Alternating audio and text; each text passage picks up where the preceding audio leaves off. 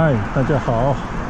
今天呢是一个普通的周日啊，上午大概9点半左右。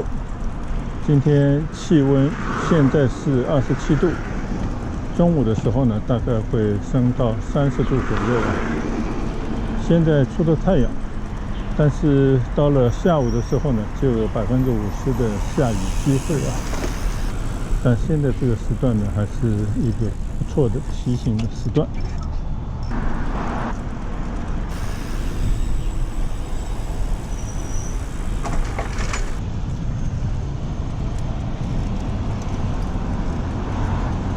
我已经骑出来了一会儿了啊，现在呢已经在春生路接近莲花路地方了。因为这段路呢骑过很多回啊，我就匆匆骑过，不做过多的交流了。只是呢，像现在这样的天气啊，我觉得已经是盛夏来临之前的还可以抓住的一个骑行的尾巴啊，所以呢也要格外珍惜。到了35、6度的时候呢，我相信就要用其他的方式来进行身体锻炼了，不适合在烈日底下骑行了。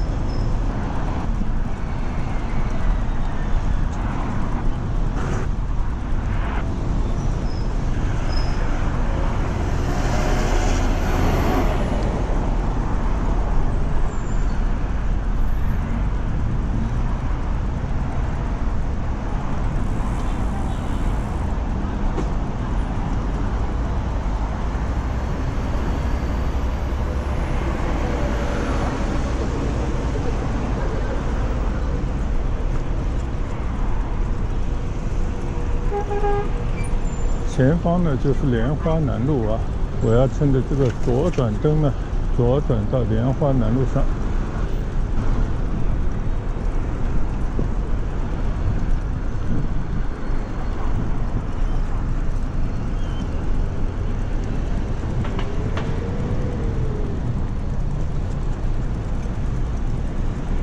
原本呢，我想早点出门啊，趁着早上凉快。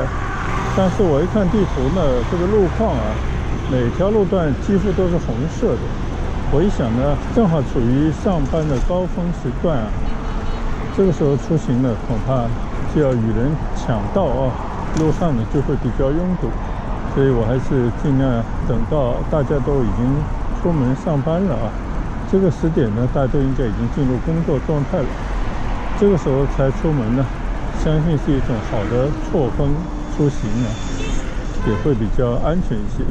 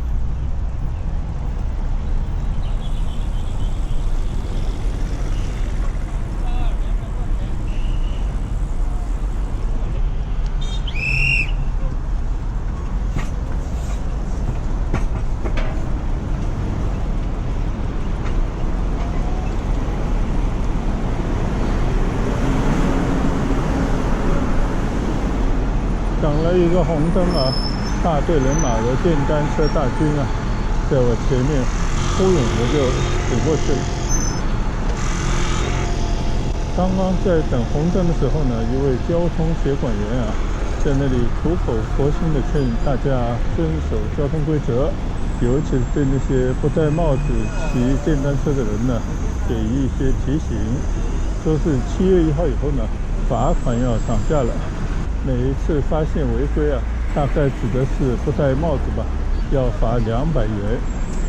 嘴里嘟囔着啊，如果大家钱多，那就随意啊。但是呢，大家应该谁都不愿意啊，和钱过不去吧。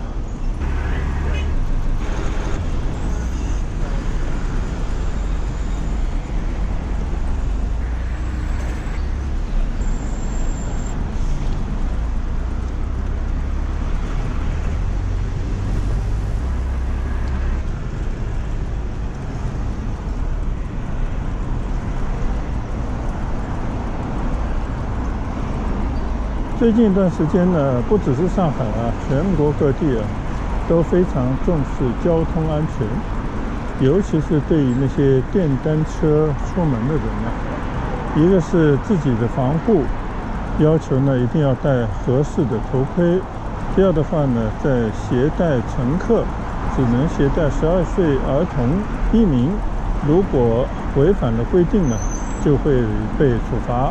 我看路上也增加了很多警力啊，在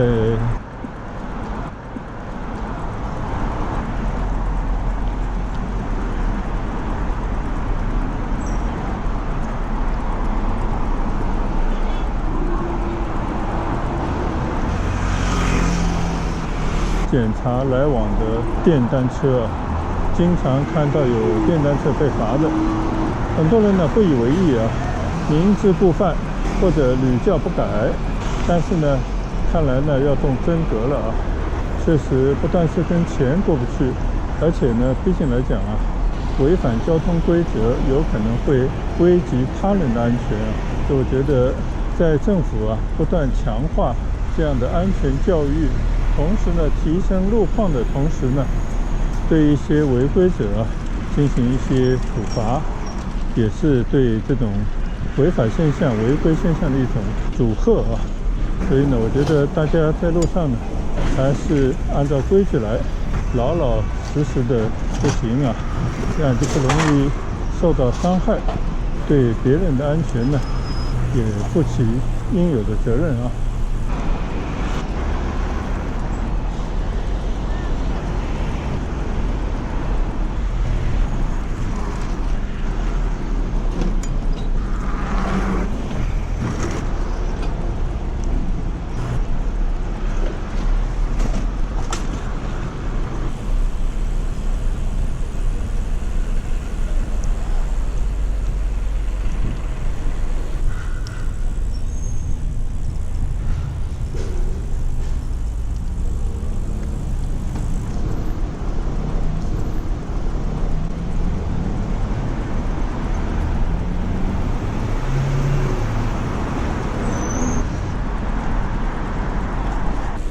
上海呢一向规矩比较多，尤其在交通出行方面啊，所以很多地方呢都会被人抱怨说太多的执法点，经常呢会有警察啊躲在暗处等着你呢违章，他呢就会出来给你开罚单。如果说机动车的话呢，还会扣分。我这骑单车呢，刚回到上海的时候啊，也是不大知道这边的规矩啊。比方说，行人道上不能骑行，必须推行；必须呢是在非机动车道上面骑行。可是市中心的有些马路呢是单行线啊，有些甚至是没有骑行道的，甚至呢有些地方干脆就有一个警示标志，禁止自行车通行啊。一开始呢觉得有些不习惯，但是现在骑了好多个月啊，慢慢的觉得这些交通规则还是有它的好处啊。一个呢确实能够确保大家不要去挑战这些有可能给自己也给他人带来伤害的这些路段啊。另外一个呢，确实也是出行嘛，安全第一啊。有时候为了快一步啊，闯红灯啊，走那些不应该走的路啊，都有可能会出现一些意想不到的状况啊。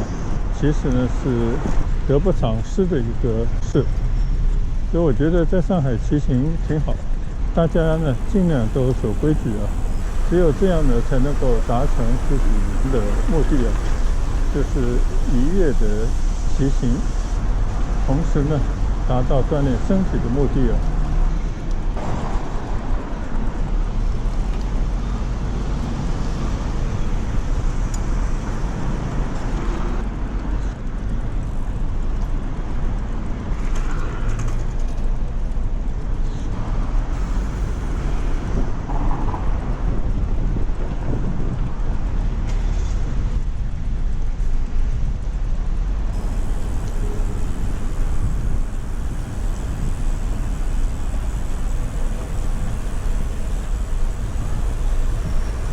骑行，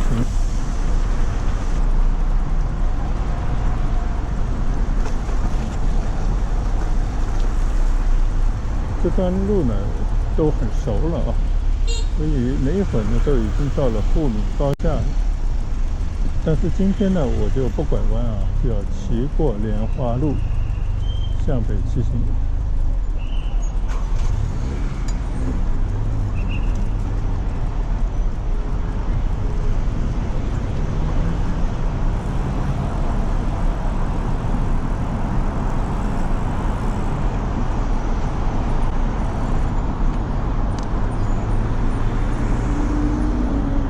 你看啊，我现在就在富民高架的旁边啊，我要向前去，但是呢，自行车通行的那个灯啊还红着，所以我还必须等一波。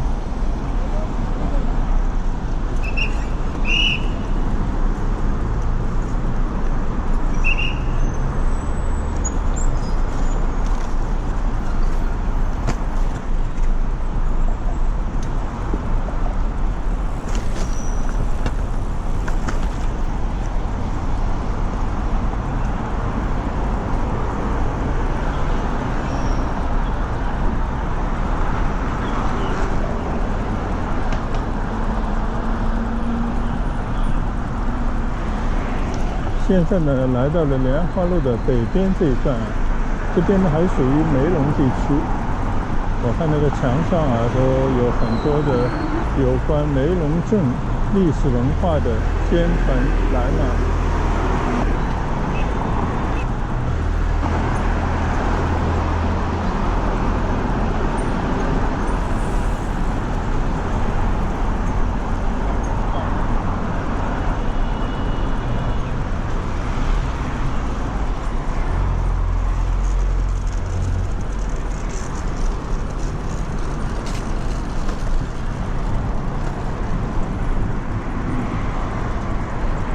现在呢，骑过了湖美路啊，都是非常熟悉的名字。而马路对面啊，左前方呢就是上海戏剧学院的一个分校啊，或者是一个分部，可能主要是以那种戏曲专业为主吧。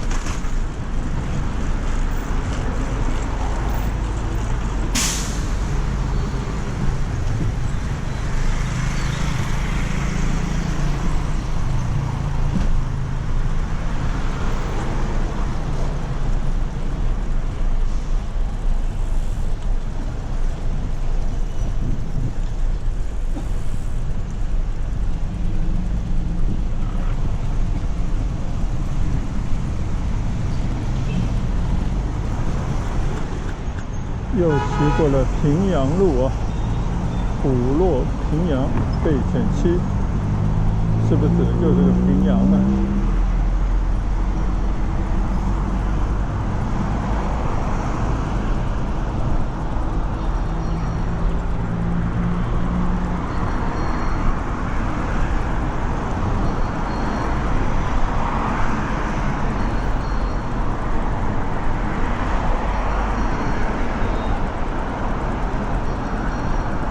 现在我骑行在莲花路上，向北的方向啊。我记得有一回我去古北，就是骑的这条路。我今天呢，应该也是去到古北附近的地方。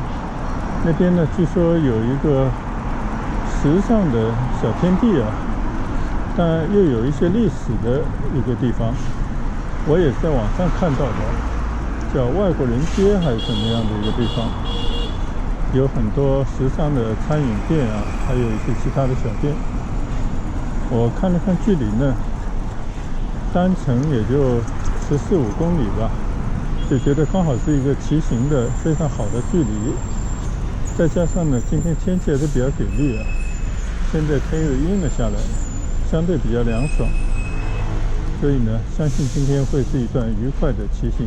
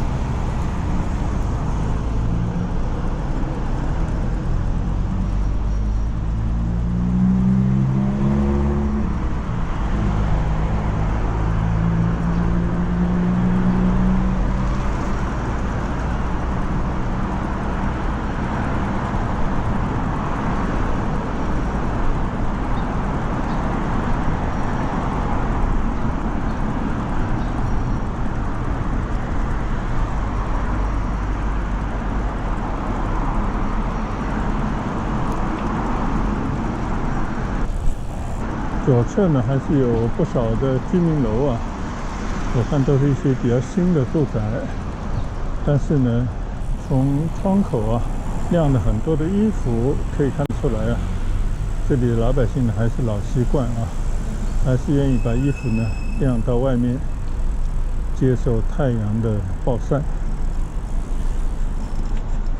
很多到上海来旅游啊，其实不止上海的，全国各地都差不多。看到中国老百姓把衣服晒在外面，就像插着万国旗一样。特别呢，有时候把一些内衣裤也晾晒在外面，完全不避嫌，确实让人家有些尴尬啊，觉得有些不文明。确实啊，我自己也是去很多国家生活过的人，当年在国外生活有2点，我觉得印象特别深刻啊。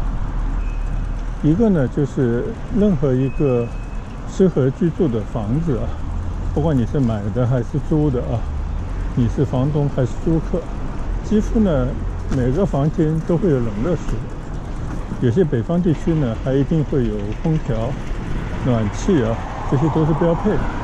也就是人呢，他不仅仅是满足一个吃饭，还要让生活呢尽可能达到一个最低的舒适度啊。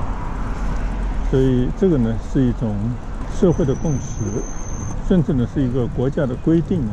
那我回想起来，以前在北方读大学啊，幸好我读的这个学校呢是有暖气的，免于冬天寒冷之苦啊。但是呢，我去到一些其他的院校啊，虽然处于远远比上海还要北的纬度啊，但是呢却因为没有暖气啊，每个人呢穿着厚厚的衣服，还跟缩头乌龟一样。所以以前有讲过，好像是黄河以北才有暖气这样的设备，黄河以南呢是没有这样的设备的。可是我那座城市呢，恰恰是黄河一个河套地方，它原本应该是在黄河以南的，但是因为那个河套呢，就使得这个城市明显的位于黄河以南了。所以呢，虽处北方，冬天零下10度但是有些学校，或者说大部分的学校和居民区呢是没有暖气的。那上海这座城市呢也是如此啊。以前我们小时候啊，感到最痛苦的，夏天还好啊，就冬天是最难熬的，就是因为家里头呢非常的湿冷，冬天又很漫长，那个时候啊老下雪，所以呢你穿再多的衣服也没用啊，很多人都会生冻疮，这个手啊肿得跟胡萝卜似的。现在想起来呢，还是非常后怕啊。幸好现在呢条件好了啊，生冻疮的孩子应该已经非常不少了。第二个给我以冲击的呢，就是我在其他的很多国家里面没有看到有人晾晒衣服在窗外的。那并不等于说呢大家不需要晾衣服啊。比方说我曾经生活了好多年的日本呢，它的一些居住环境跟中国其实也不相上下，但是确实很少有看到把衣服晾到室外，尤其是窗外的。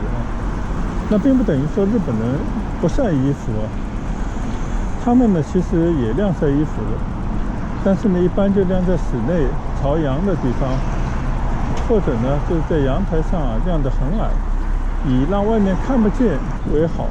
所以你在街上啊，你即便是一条小街里面也没有人看到，也不会看到日本人会把衣服都晾得像一个展览万国旗那样啊。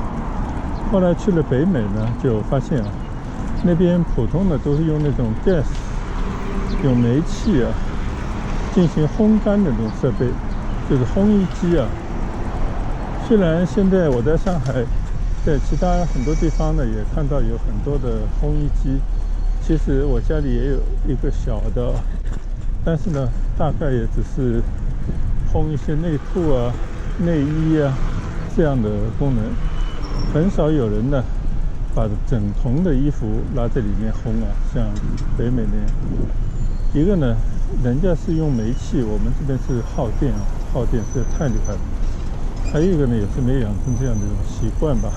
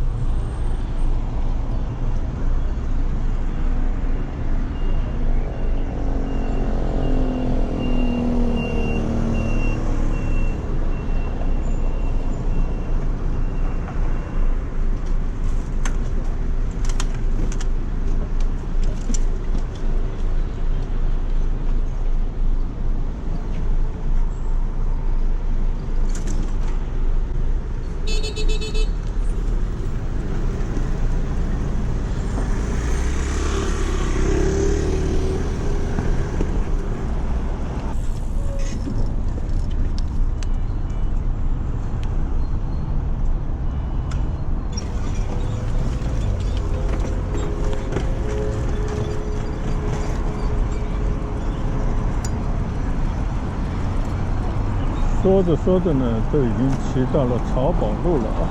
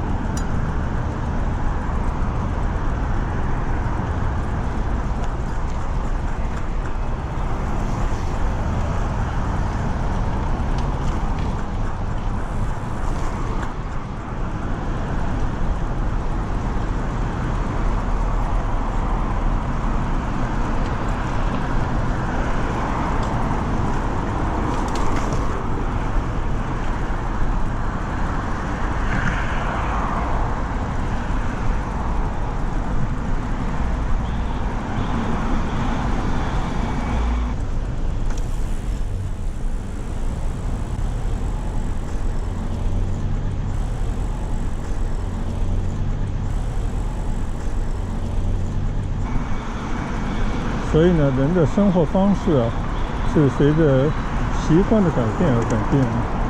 当然，你要改变习惯呢，往往就是因为时代的进步啊，物质的丰富，设施的完善啊，可以利用的高效的这种设备啊、设施啊更多了。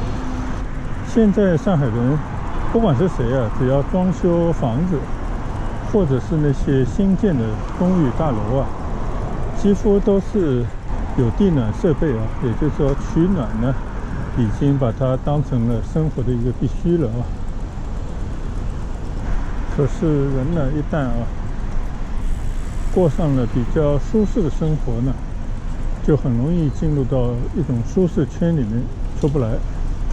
慢慢的，新养成的习惯就变成老习惯，就不愿意改变这些习惯啊，就不愿意改变自己。像现在的很多年轻人啊，他们不但在家里头能够享受像我们小时候享受不到那些抵御寒冷的室内的空调，抵御酷暑的冷气啊，在饮食上面呢，根本就没有那种以前吃不饱这样的忧虑，而是呢，每天啊都会叫个1-2杯奶茶，在餐后之余啊，在学习空余时间，在工作之余啊，这都成了一种必备了啊。可要命的呢是这样的小孩，他们自己所创造的价值得到的收入啊，是几乎甚至是完全不能为他们现在所过的生活买单的。很多呢还是需要父母的帮忙，而父母呢更多的因为吃过苦，以前的记忆还在，更有一种居安思危的这种心理啊，所以呢宁可自己省吃俭用啊，也要多多少少呢省出一些钱来。但是每当子女有需要的时候呢，他们又会毫不犹豫地拿出自己的存款去帮助自己的孩子。那如果是帮助自己的孩子去学习、接受教育，甚至创业呢，都还好。但很多呢，自己宁可不花钱，省吃俭用啊，也要让自己的孩子去过不符合他们价值体现的那种生活啊。那这个呢，就是害人害己了。而这样的父母呢，在社会上比比皆是啊。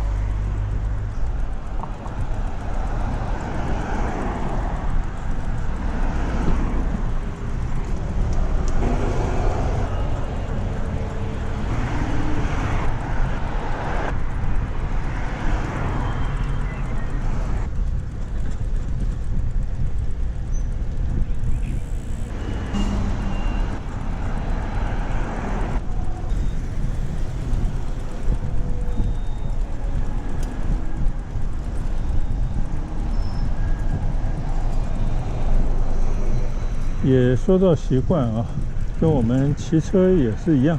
就你如果说刚开始骑行的时候啊，如果有人跟你讲说今天我们骑个10公里怎么样，你真的心里会发怵。你觉得10公里好远啊，骑得动吗？但是一旦你骑过了10公里，你会觉得说其实还可以。一旦你骑过了20公里，你就会10公里不在话下。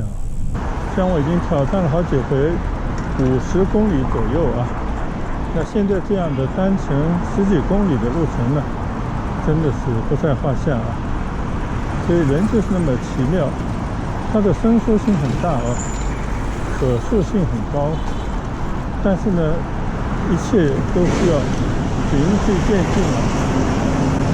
罗马不是一天建成的，跑马拉松的选手呢，也不是一天练成的啊。但是，一旦每天你都有一定量的训练的话，那么那些短途的啊，就不会让你有太多的不适。相反呢，养成那种习惯啊，你会享受其中，每天呢给你带来骑行的愉悦。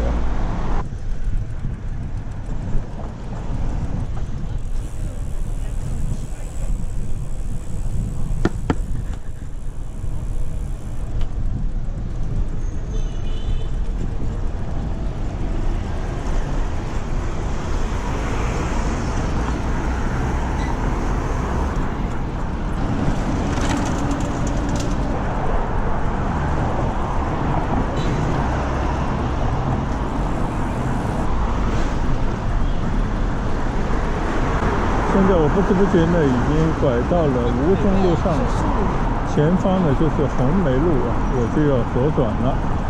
红梅路呢，基本上就已经在古北地区了啊。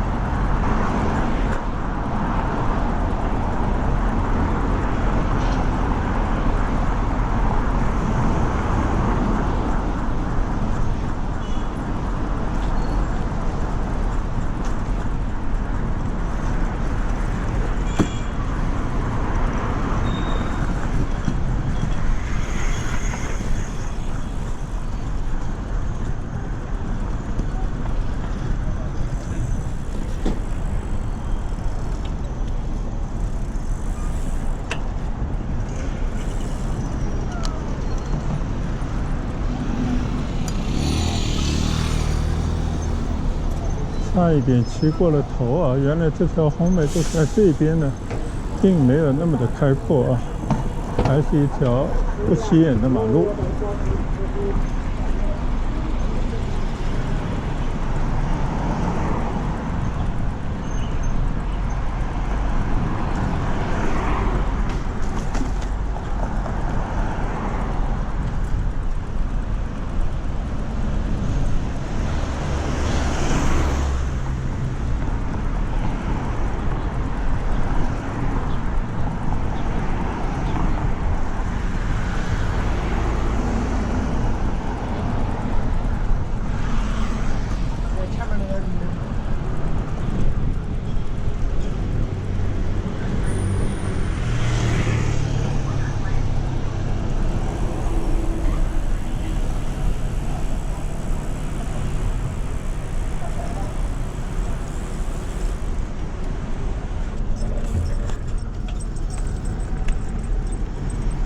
现在呢，我骑过吴美路，如果没有记错的话呢，虹桥高尔夫球场应该就在前面了啊。那边呢还有一家日本人学校，上次曾经在他的门前经过过。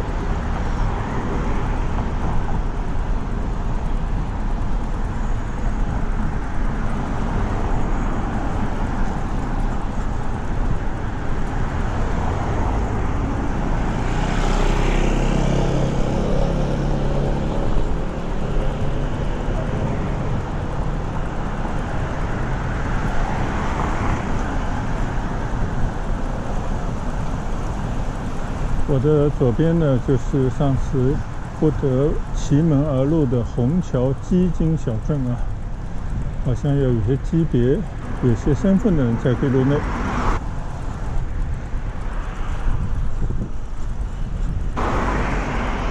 果然啊，我的右侧呢就是虹桥高尔夫球场，马路边上呢应该是一个练习场啊。上次呢到里面去转了一下，大概是我去过的最简陋的，或者说最老的一个高尔夫球场了。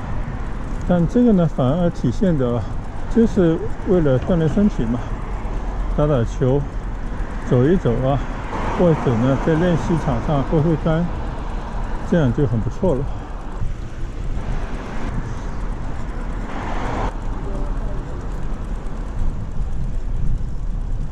而这个附近的环境呢，虽然是早期建起来的啊，但是呢，也是以一些低密度的社区，像独立屋啊，还有一些不太高层的公寓组成的地方啊，感觉呢还是一片比较成熟的生活区。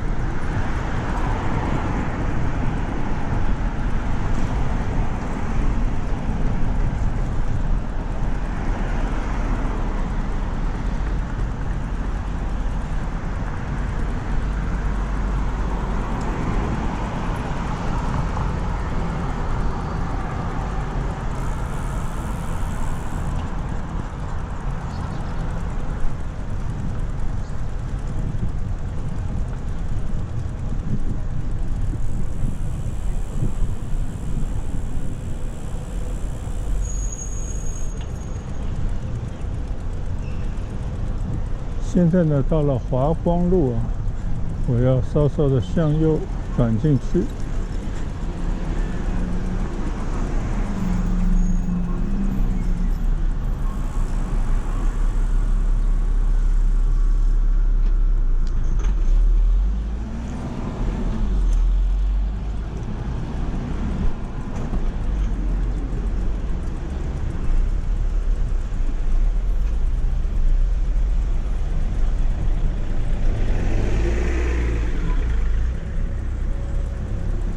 像这种街区呢，很少有机会来啊。骑着单车进到这样的居民小区旁边的街道呢，还是第一回啊，所以呢，有一些新鲜感。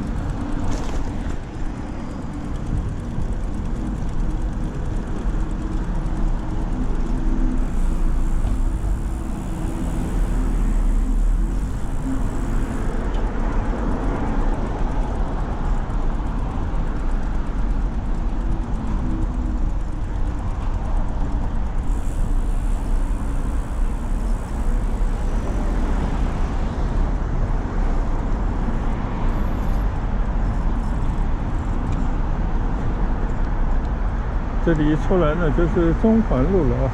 看一下地图。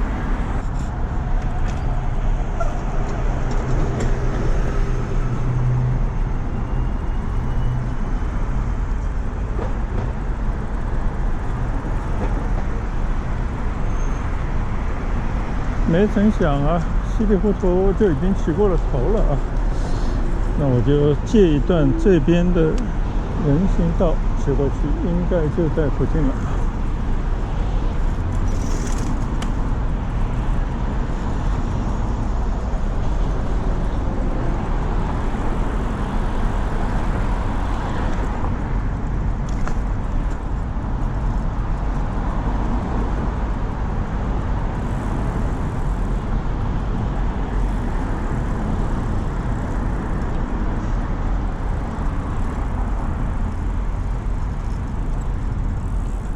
是啊，我进去啊。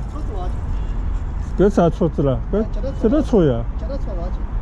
我要侬要穿到对高是我刚是。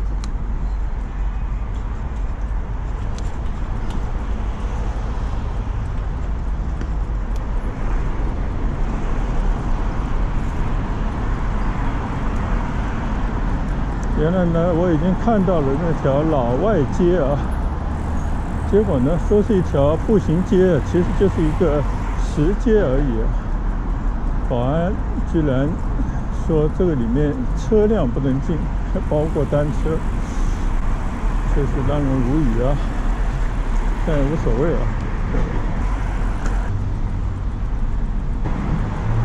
我们在这里边再找找。我突然想起来，在很多年以前，曾经呢来过这么一条小街啊，应该算是一条万国石街，就是各地各国风味的这种餐饮店啊，集中的一条马路，还蛮长的。原来从这边进去啊，叫老外街国际文创生活园。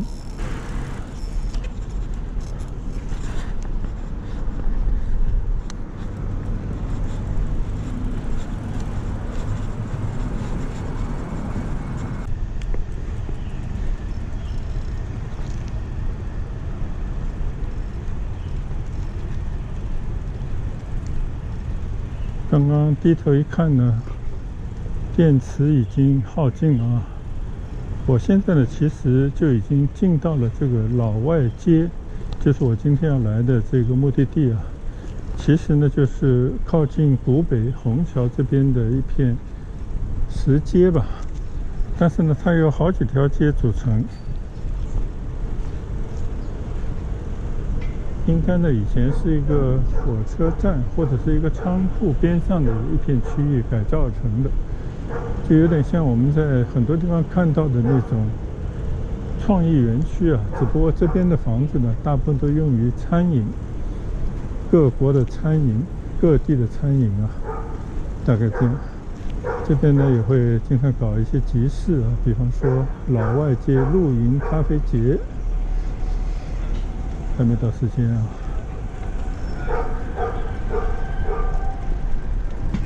康明市集盛夏聚会，搞些花样，让附近的居民啊，或者是那些年轻人呢，喜欢到这边来打卡，朋友聚会，一起用个餐。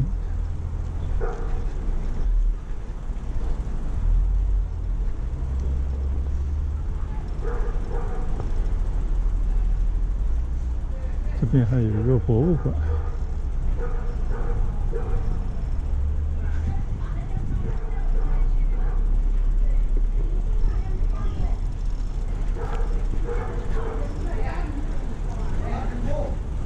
那我就在这个老外街里面推着车随意的走一走吧。这片墙的一些爬山虎啊，一些爬藤的植物还是很漂亮。这些房子呢，一看就是以前遗留下来的那种老房子，大概也就是50、60年代建的房子那种模样啊。但是改造了一番呢，还是蛮好看。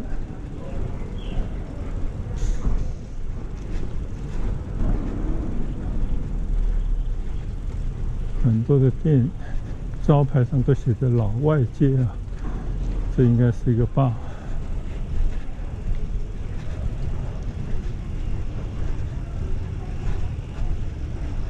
你看这个墙上的植物是不是还挺好玩？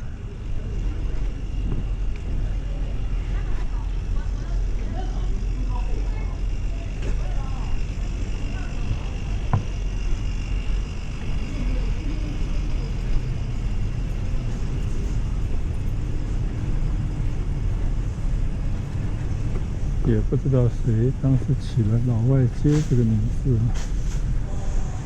蛮符合本地人的一些心理。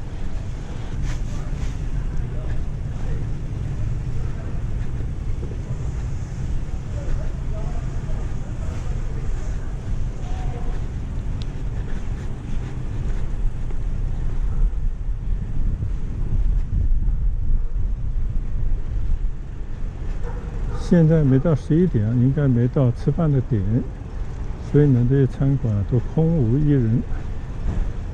不知道到了吃饭的点是什么样的一个模样啊？我看很多是一些酒吧，也许到了晚上会比较热闹吧。你看对面有一个魔术酒吧，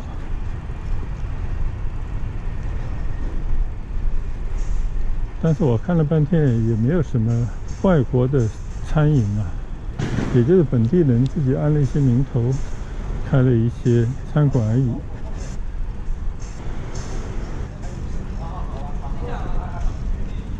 可能这边呢比较靠近古北啊，靠近虹桥，外国人住的比较多，所以老外到这边来用餐的人可能也不少吧。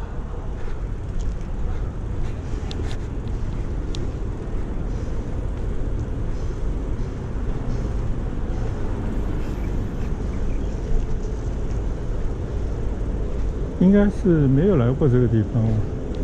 有听人介绍，这个附近呢，以前是一个火车小站吧。曾经呢，以前的领袖人物啊，把车停在这边，可能出于安保，在这边呢还接见啊本地的一些当地领导，有过这样的一段历史。但是这个铁路到底在哪里？铁轨是不是还留存着啊？我就不得而知了。好，那我现在就告别这个老外街，也把今天这段骑行呢作为一个终点啊。然后呢，我们看看还有没有什么周围地方可以再逛一逛。我们下一段旅途见，再见，拜拜。